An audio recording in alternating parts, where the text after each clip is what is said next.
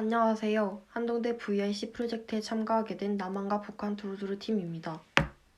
프로젝트 주제는 현 북한의 의료 현황 파악과 이에 대한 대전, 세종시학 고등학생들의 인식 개선, 즉 의료 현황 문제 개선을 위한 해결 방안에 대해 소개하는 것입니다.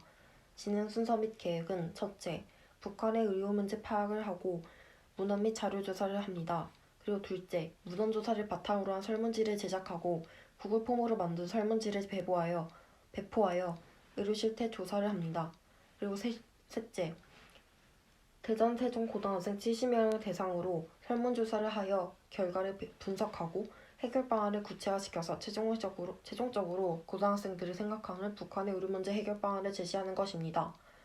북한의 의료 문제를 파악하여 체제, 인프라, 자원, 크게 총 3가지로 나누었습니다. 저희 팀은 종사하고 싶은 분야인 의료계 기사를 접하다가 2020년 현재 코로나 팬데믹 상황에 북한은 코로나 환자를 치료하기는커녕 의심 환자를 총살하고 코로나 유입을 막기 위해 중국과의 국경도 봉쇄 조치하였다는 기사를 보게 되었습니다.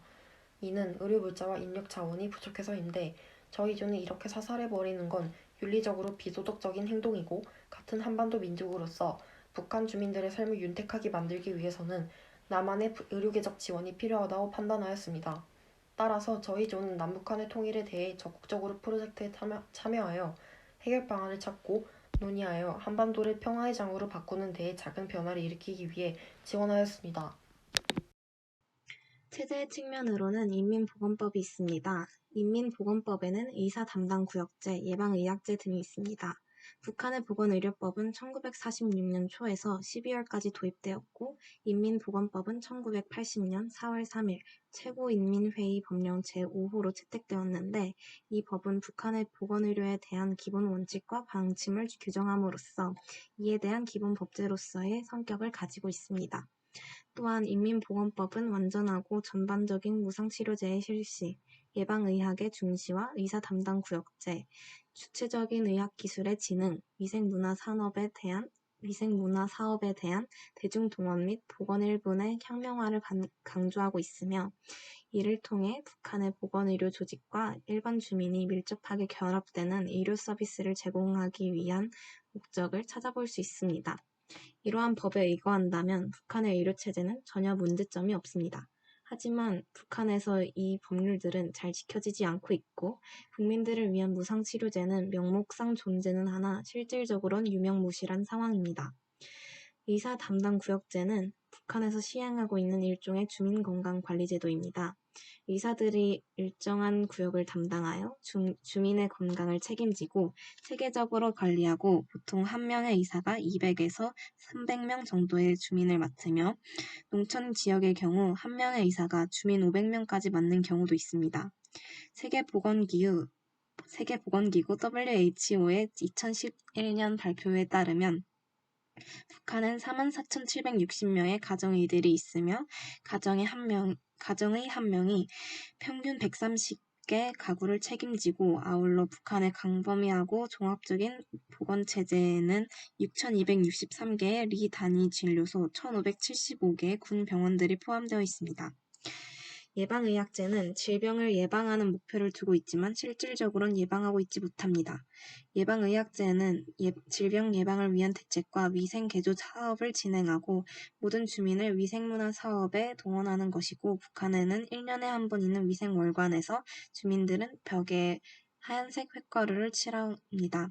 횟가루를 칠해도 전염병이 발생 가능하며 발생한 경우 호 담당 의사가 전적으로 책임을 지고 호 담당 의사가 질병이 발생하지 않는 것으로 문서를 조작하는 일이 비일비재합니다. 이렇게 대표적인 의료체제의 법들만 봐도 북한의 보건의료 제도가 얼마나 부실한지 알 수 있습니다. 정보의 불분명함, 정보의 투명성 문제에서부터 표면적으로는 법과 제도를 통해 체계적으로 구축되어 있는 것으로 보이지만 이를 뒷받침하는 의료시설과 의약품은 매우 열악하다는 것까지 북한의 보건의료 제도는 북한이 실행하기에는 벅찬 부분이 있고 인프라의 측면으로는 남한의 의료체계와 북한의 의료체계를 비교해보면 북한이 현저히 떨어진다고 생각하는 경향이 있습니다. 2015년을 기준으로 남한의 의료기관은 8만 개 정도입니다. 북한 정보 포털 사이트를 근거로 북한의 의병원의 수는 2017년을 기준으로 북한 보건의료기관은 총 9,000개 정도로 이중 진료소 및 종합진료소는 6,200개, 그리고 군 및 일병원은 1,600개 정도의 현황을 보입니다. 또한 각 병원마다 사용되는 약의 개수는 상이하며 1차 의료기관에서 사용되는 약은 약 40개 정도, 그리고 4차 병원에서 사용되는 약은 대략 260가지 정도라고 보고된 바가 있습니다. 북한의 의료시설은 진료소와 그리고 구역병원, 그리고 시도병원, 그리고 중앙병원으로 구성되어 있고 장비도 부족하고 설비가 부족하여 서로에게 환자를 넘기고 그리고 그래도 꽤 이름 있는 평양병원 중 한두 곳은 뜨거운 물이 나오고 수술실 한두 개 운영에 필요한 용품이 있지만 이러한 상황이 일반적인 것은 아니며 심지어 고급 병원에도 기본적인 공급품이 부족하다고 합니다. 북한 보건 전문가인 콘트랜스 로빈슨 존스 홉킨스 대학 교수에 따르면 북한의 의료시설이 부실하고 그리고 자원의 측면으로는 북한의 간호업무는 6개월간 간호원 양성소를 다니고 졸업한 사람들이 맡아야 하고 양성소를 졸업할 때에 졸업되면 취직한 상태로 간호 업무를 시작하는 사례가 많습니다. 북한의 간호 업무는 양성 과정을 거치며 간호 자격을 얻지만 남아있는 간호 업무가 면허 제도입니다. 이는 북한의 간호 업무에 대한 전문적인 교육의 필요성을 알게 해주고 북한에서는 인민보건법 제41조에 따라 보건의료 인력을 보건일군이라는 호칭으로 부르며 보건일군의 의무와 권리에 관한 규정에서 구체적인 자격 및 역할 등을 규정하고 있는데 북한의 총 의료일군 수는 만 명당 32.9명으로 전 세계 평균 14.2명보다 훨씬 많은 수치로 보아 북한 의료 인력의 전문성 또한 의심하게 합니다. 하지만 이런 측면보다 더 문제가 되는 것이 의약품 장비입니다. 수에 따르면 북한의 의료 장비와 의료시설은 매우 낙후된 상태이며 약에는 의약품뿐만 아니라 의료기기 공급도 극도로 부족한 상황에 놓여 있는 상황입니다. 현대 의약품은 구입 시 경화를 필요로 하는데 이가 부족하여 북한에서는 현대 의약품보다 전통적인 약품에 의존하는 경우가 많습니다. 또 이렇게나마 유통된 약품들도 전략 부족으로 인해 의약품 보관에 있어서 냉장 장치를 가동하지 못하여 잘 되고 있지 않은 실상입니다.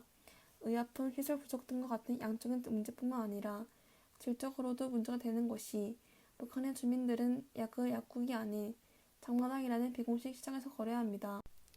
이러한 북한의 의료시설 문제점을 조사한 뒤 구글폼으로 북한의 의료시설 문제점을 나타내는 여덕화 만화와 함께 설문조사를 하였는데 대전 세종시의 70명 학생들 대상으로 첫째, 어떤 측면이 현재 북한의 의료체제 상황에서 가장 심각해 보입니까? 라는 질문에는 자원의 측면, 장비, 의약품 항목과 같은 체제의 측면 항목이 41.4%로 가장 많았으며 그 뒤로 자원의 측면, 인력 재정이 10%, 그리고 시설의 측면이 7.1%로 그 뒤를 이었습니다.